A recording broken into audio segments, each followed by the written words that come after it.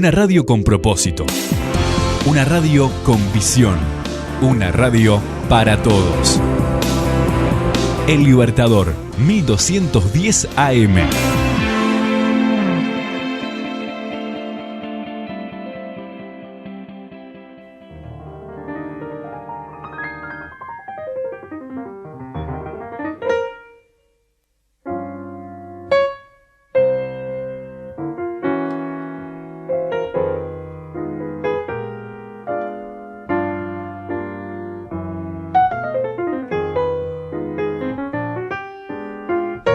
Continuamos con Punto de Partida aquí por la 1210 AM Radio El Libertador. Y bueno, como todas las semanas con nuestra columna de literatura.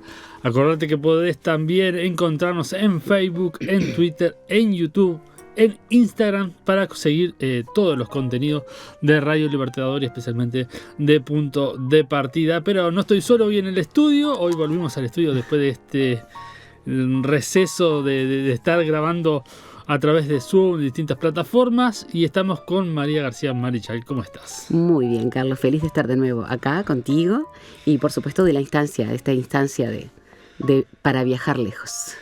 Bueno, vamos a comenzar entonces. Hoy tenemos un capítulo muy especial para conversar de quién vamos a hablar.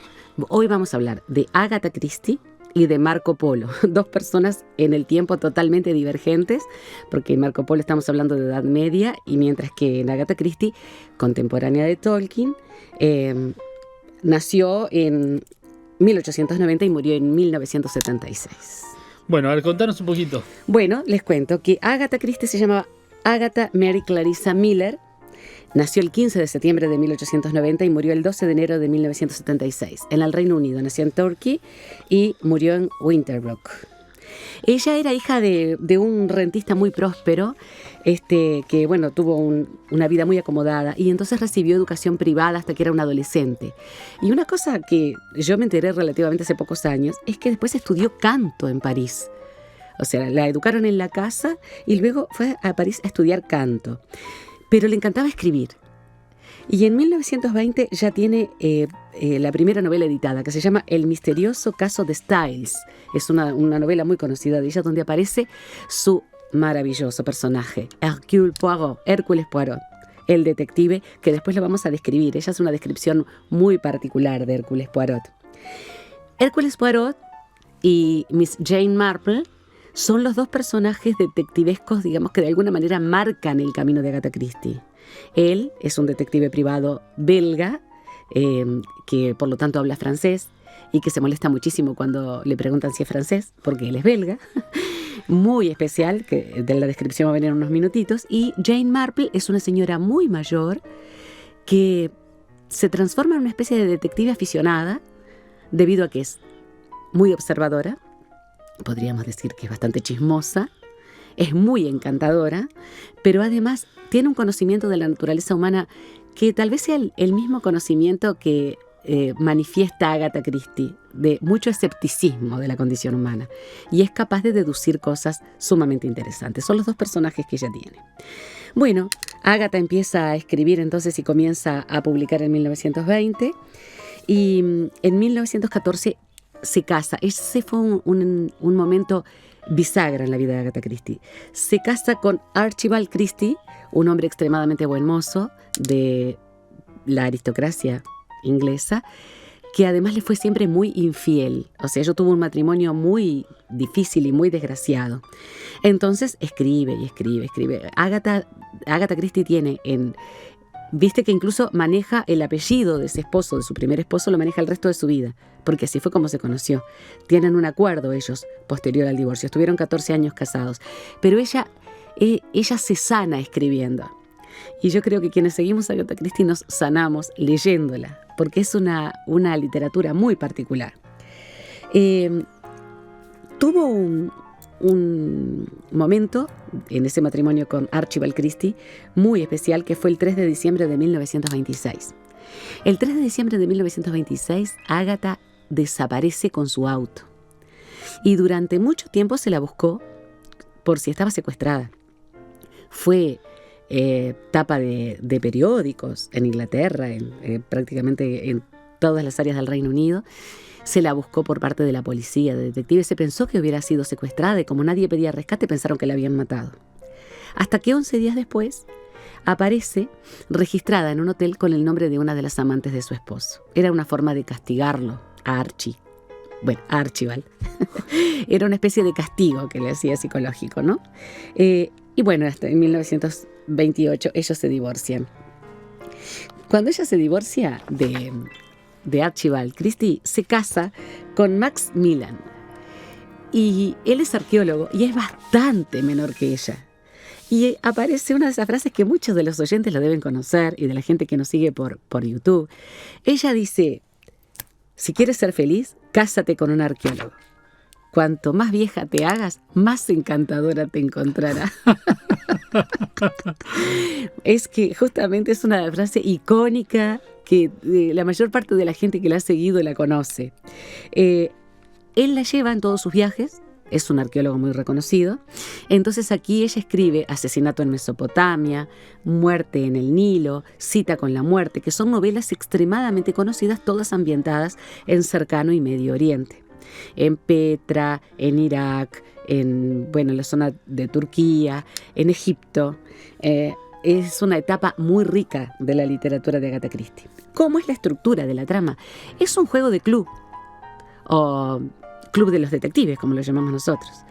Es tratar de desentrañar a partir de lo que ella te plantea, que es bastante interesante, pero que vos tenés que ir por mucho vericueto, a ver quién mató a quién, con qué y dónde. Esa es la trama. Lo que ha hecho muy, pero muy famoso también el club de los detectives, que también se llama Club en inglés, ¿no? Ese juego que es de cartas, es un juego de mesa que tiene el ritmo de trabajo de Agatha Christie, de su literatura. Algunas de sus novelas fueron adaptadas al cine, como Asesinato en el Orient Express, que tiene una versión antigua y una versión mucho más moderna, que, si no me equivoco, es con Johnny Depp. ¿Johnny Depp puede ser? Sí. Y bueno, es realmente interesantísimo. Es muy diferente la actual, la nueva Asesinato en el Orient Express, de la antigua, de la que se filma por allá, no sé si es por los 50 o los 60, y que es mucho más fiel al libro, ¿no? A la novela de Agatha Christie. Bueno, tal vez la mejor de sus obras, en el sentido de la creación literaria y en el sentido del planteo de la novela de misterio, es el asesinato de Roger Ackroyd, en el que aparece Hercule Poirot como detective, y que está escrito en primera persona, que por supuesto no voy a hacer ningún spoiler, pero sí voy a plantear un fragmentito en el que ella describe a Hercule Poirot. Este libro está escrito en primera persona, cosa rarísima en las novelas, tanto de Poirot como de Jane Marple. Entonces, hay un momento en el que este médico rural, que es Shepard, que es el protagonista y es quien escribe en primera persona, cuenta en determinado momento cómo se encontró con este señor el que él supone que es un peluquero retirado por el aspecto que tiene. Entonces dice: aproveché para escaparme al jardín. Él estaba hablando con su hermana Caroline. Me gusta la jardinería. Estaba muy atareado exterminando raíces de dientes de león cuando sonó muy cerca un grito de aviso. Un objeto pesado pasó silbando junto a mi oreja y cayó a mis pies, donde se aplastó con un ruido repugnante. Era un calabacín. Miré hacia arriba con enojo. Por encima de la tapia, a mi izquierda, surgió un rostro humano. Pertenecía a una cabeza semejante a un huevo, parcialmente cubierta de cabellos de un negro sospechoso, y en el cual destacaban un mostacho enorme y un par de ojillos despiertos. Se trataba de nuestro misterioso vecino Mr. Poirot, le dice él, porque todavía no le sabe el nombre. Y él se apresuró a disculparse, porque además es muy galante, muy educado, Poirot.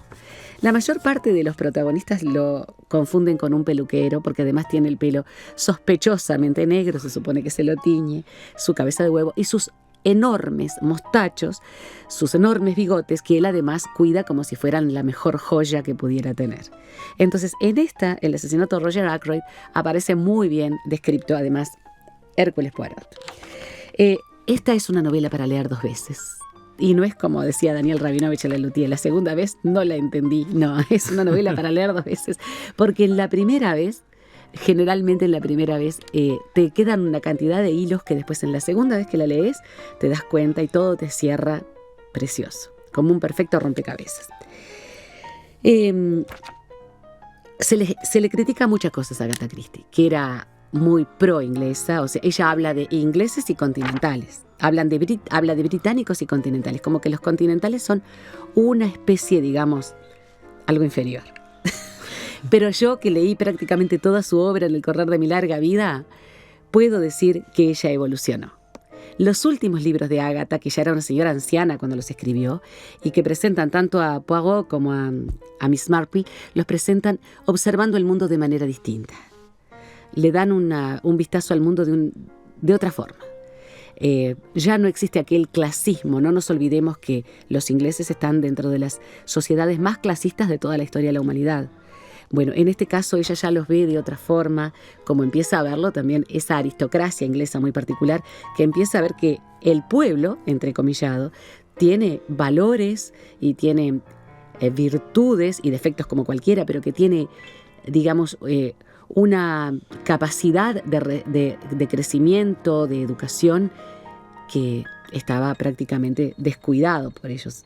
Y bueno, los últimos libros de Agatha Christie son de reconciliación con ese pueblo inglés al que ella de alguna forma en sus primeras etapas lo tiene como medio, digamos, pálido allí, por debajo de la clase a la que ella pertenecía.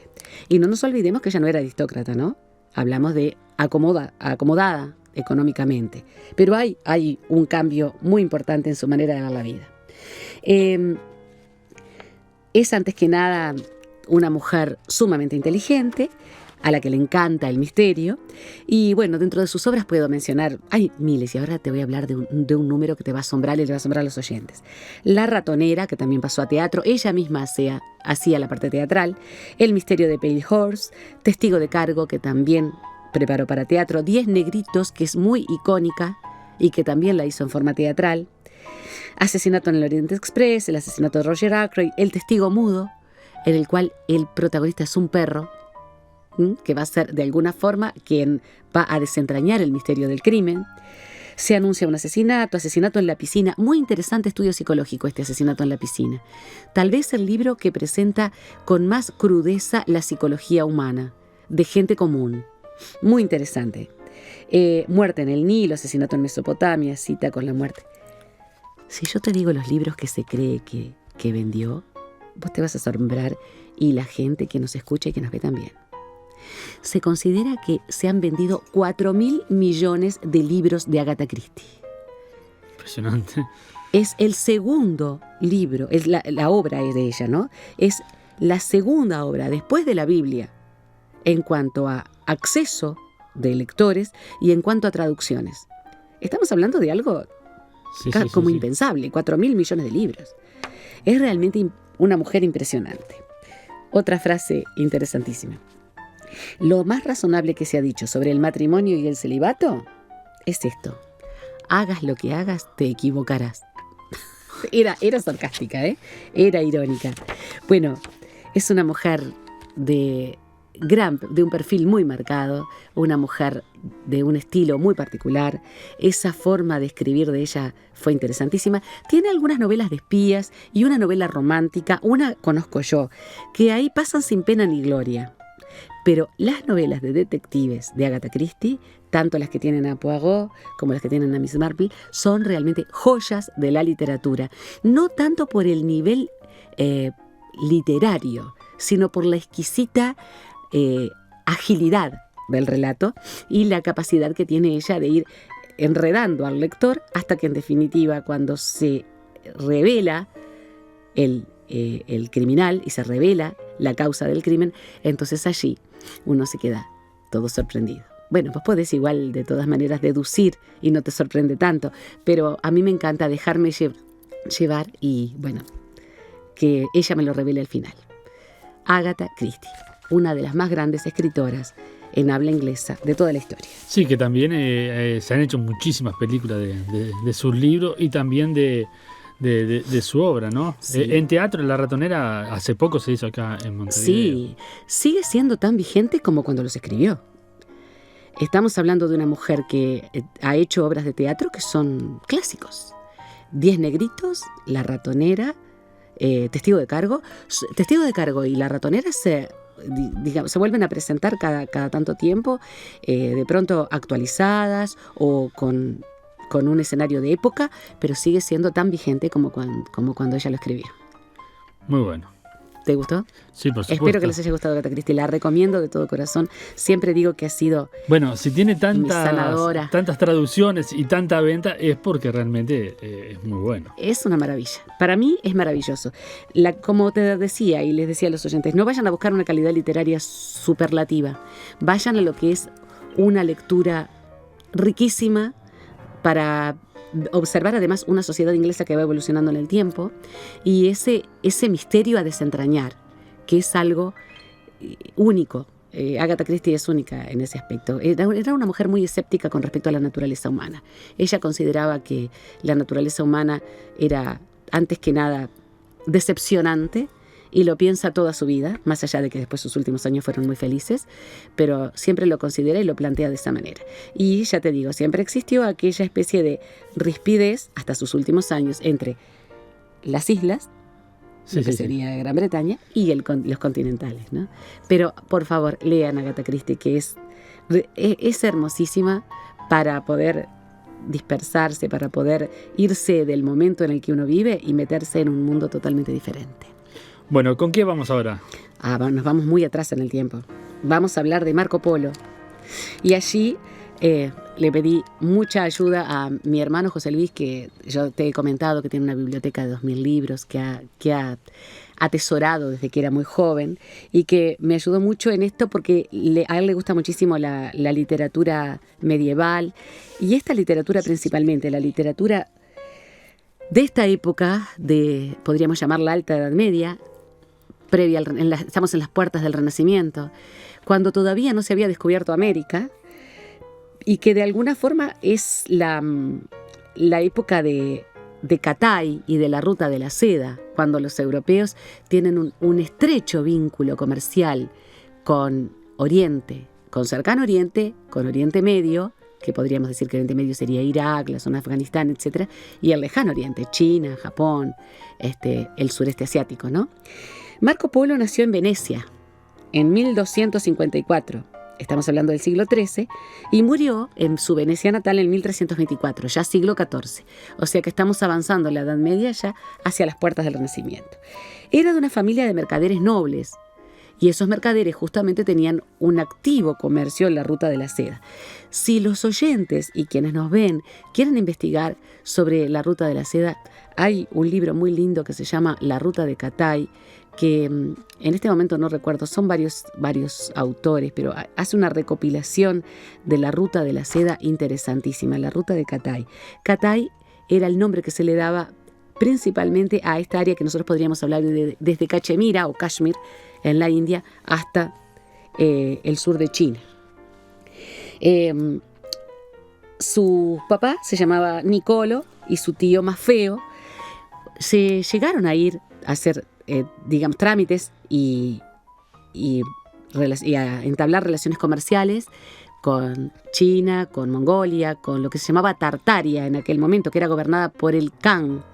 Aquí estamos hablando de Gengis Khan, y ya ellos trabajaron con el nieto, Kublai Khan. Y hablamos de un área de territorio sumamente amplio que abarca gran parte de China, el Tíbet, Mongolia, el norte de la India, donde se conseguían las especias. No nos olvidemos que cuando Colón sale en su viaje de exploración, que otro día vamos a hablar de Cristóbal Colón porque tiene un diario, Cristóbal Colón, y hay una teoría acerca de por qué pudo salir y por qué salió tan seguro de que iba a encontrar las Indias por el otro lado, por el oeste, pero eso te lo voy a contar otro día y se lo voy a contar a la audiencia otro día. Hay hasta una teoría de la conspiración allí que está buenísima para indagar.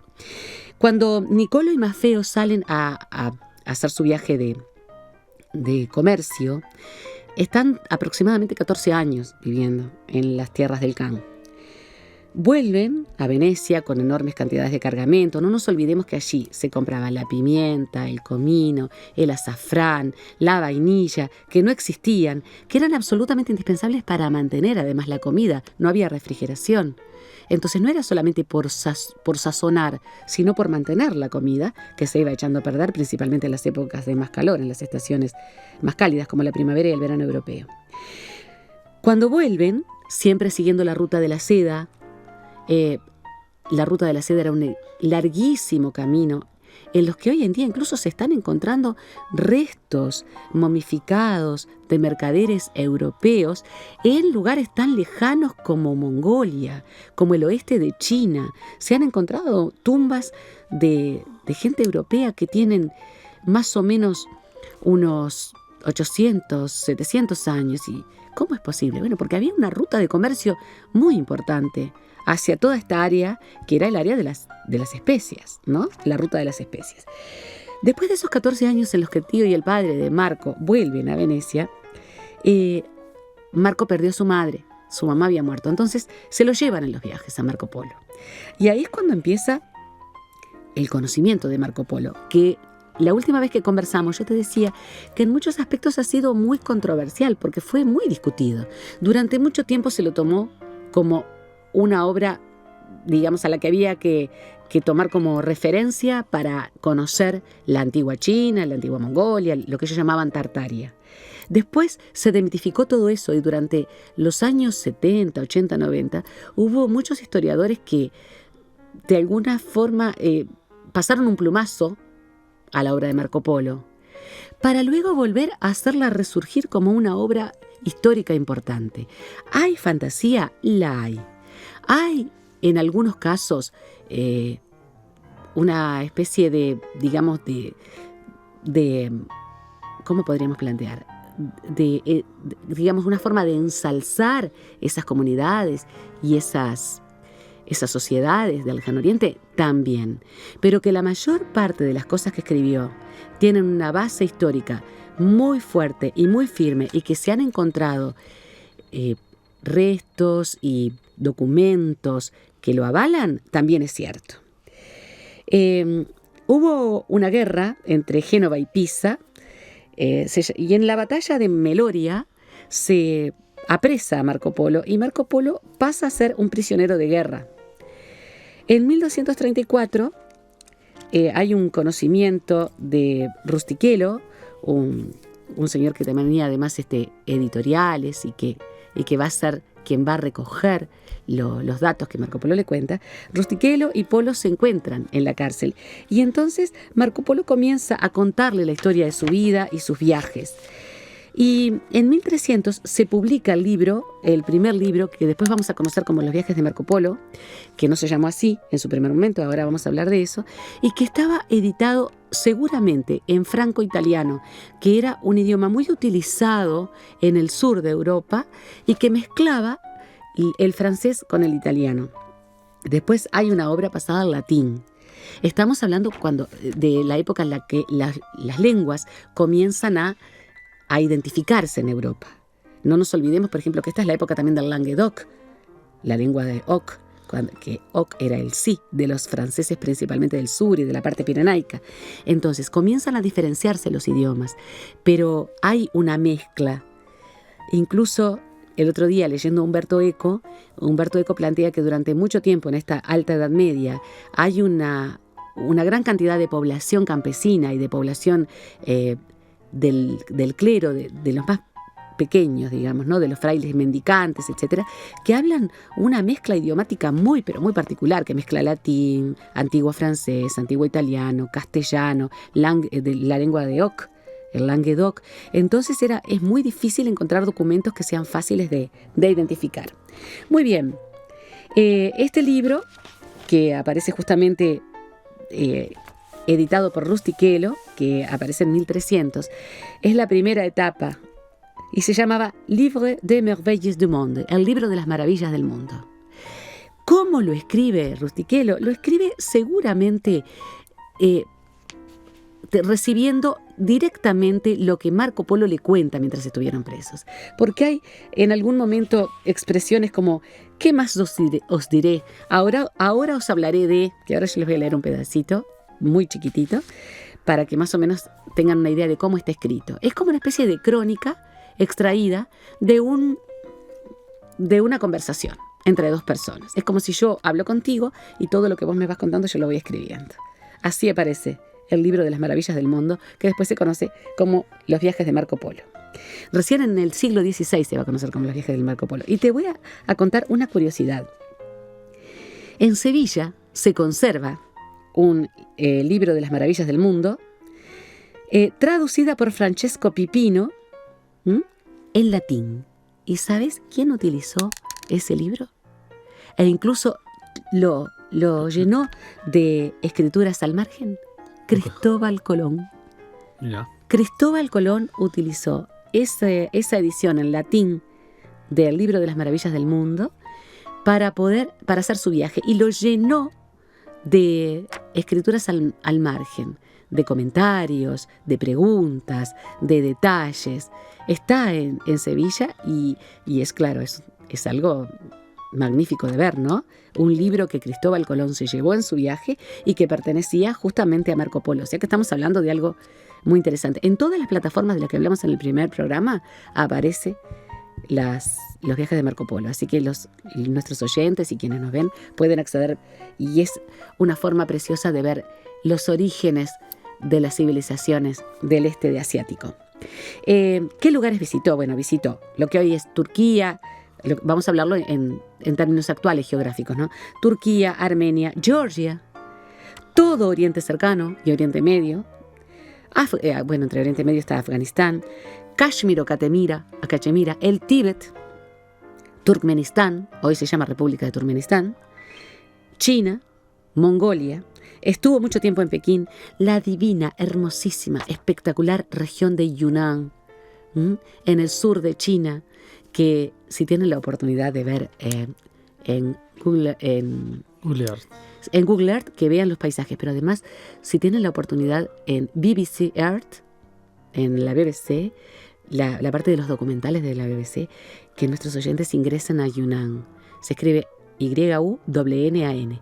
Es una región prístina aún, maravillosa, con unos ríos con caídas impresionantes, donde viven poblaciones muy escasas todavía. Vale la pena recorrerlo. Bueno, recorrió Yunnan. En el desierto de Gobi estuvo, el desierto más espectacular por sus paisajes del mundo. ¿Sabías que en el desierto de Gobi hay áreas que se queman al sol con arenas ardientes y lugares en la altura, en el mismo desierto, que están cubiertos de nieve y hielo? No. ¿No sabías? No. Bueno, de allí es originario el camello, no el dromedario, no el de una sola joroba, que ese es propio de toda el área del suroeste asiático y de Egipto. Estamos hablando del camello de 2 jorobas, de ese que es todo peludo. Sí. Bueno, ese es originario de esa región. Tiene que estar adaptado a todo. Él está adaptado a todo, desde el área más seca hasta el área de hielo. Tiene unas patas impresionantes para agarrarse. Bueno, según Michel Molat, y ya estoy terminando, en su obra Los exploradores de los siglos XIII al XVI, Los exploradores de los siglos XIII al XVI de Michel Molat, con doble L, lo recomiendo. Según él, el libro de Marco Polo sería, más que nada, ¿sabes qué? Un estudio de mercado. Sería un estudio de mercado, un estudio etnográfico, porque habla de todas las etnias que él conoce, y además es un libro que podríamos decir, sin lugar a dudas, que es un libro de diplomacia, porque va a intentar de alguna manera buscar formas de vínculo entre nada menos que Kublai Khan y el Papa. Kublai Khan le pide incluso frailes y sacerdotes cristianos para aprender del cristianismo. A su vez, Marco Polo se asombra del budismo y habla muy bien de los brahmanes y su vida saludable. ¿Sabías? Y acá termino, antes de leer el fragmentito. ¿Sabías que Marco Polo es el primer europeo que tiene una real prueba de la existencia de los magos de Oriente y su visita a Jesús de Nazaret? encuentra documentos en Mesopotamia que habla de un niño nacido en aproximadamente la época en la que nace Jesús, y el que magos que eran alquimistas, eran astrónomos, eran estudiosos de la naturaleza, mesopotámicos, ya sabían de la posibilidad del nacimiento de ese niño, y hay pruebas de que sale un grupo de estos astrónomos siguiendo lo que podría haber sido un cometa en busca del niño. Hay documentos que Marco Polo observa y que en los últimos años se han encontrado la existencia del nacimiento de Jesús en antiguas leyendas y en antiguas predicciones de profetas mesopotámicos. Por eso ya había primeros cristianos en la región, por ejemplo, de lo que hoy es Irak, y en la zona que hoy corresponde al este africano, por supuesto, ¿no? Que después derivan en los coptos. ¿Te leo un poquitito? Por supuesto. De cómo el Gran Khan envía a Marco como embajador. Por eso te digo que fue un libro, además de relaciones internacionales.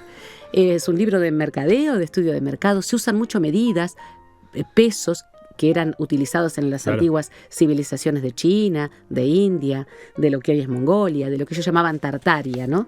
Se habla de pesos, de medidas, pero además de relaciones diplomáticas entre ellos y de estudio etnográfico, porque es impresionante lo que él escribe. Y Marco, el hijo de Miser Nicolás, Nicolo, ¿verdad?, aprendió tan a la perfección la lengua y costumbres de los tártaros y su literatura que a todos causaba maravilla. Pues desde su llegada a la corte aprendió a escribir y a hablar 4 lenguas. Y como era sabio y prudente, el Gran Khan le cobró gran cariño, estimando su valor. Claro, esto lo cuenta el mismo Marco Polo, ¿no? Pero es real. Y cuando vio el buen entendimiento de Marco, le envió como embajador a una región donde era menester 6 meses para llegar. Ahí lo vemos haciendo incluso campañas diplomáticas para el Gran Khan. De cómo volvió Marco de su misión y lo que refirió al Gran Khan. Cuando Marco volvió de su misión y se halló en presencia del Gran Khan, después de referirle la manera en que había negociado y conducido su embajada, contó cuántas novedades había visto, tanto en el camino como en las ciudades, tan sabia y elocuentemente que el Gran Khan quedó encantado. Y cuantos le oyeron decían entre ellos que este joven, si llegaba a tener larga vida, no podía por menos de alcanzar fama de varón de provecho y de gran sabiduría. ¿Y qué más os diré?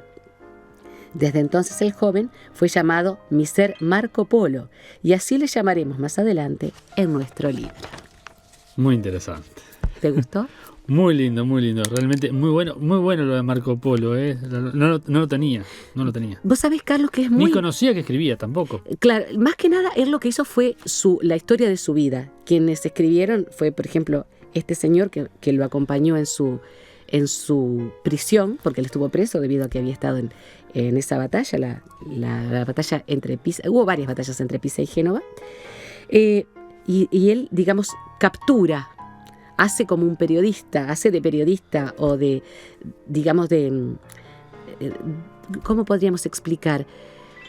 Lo va siguiendo en sus narraciones y va escribiendo todo lo que puede y le va preguntando para saber más acerca de lo que recorrió y lo que vio. Podemos decir que algunas de las cosas que dice Marco Polo están exageradas o están hermoseadas, se puede, pero que fue una fuente indiscutible del conocimiento de civilizaciones que para nosotros habrían quedado en el olvido si no hubiera sido por Marco Polo, también es verdad. Estamos hablando de que los exploradores del siglo XV van a utilizar su obra como una fuente para poder viajar, porque creían que iban a llegar al mismo lugar que él por el otro lado. Se encontraron nada menos que con América, ¿no?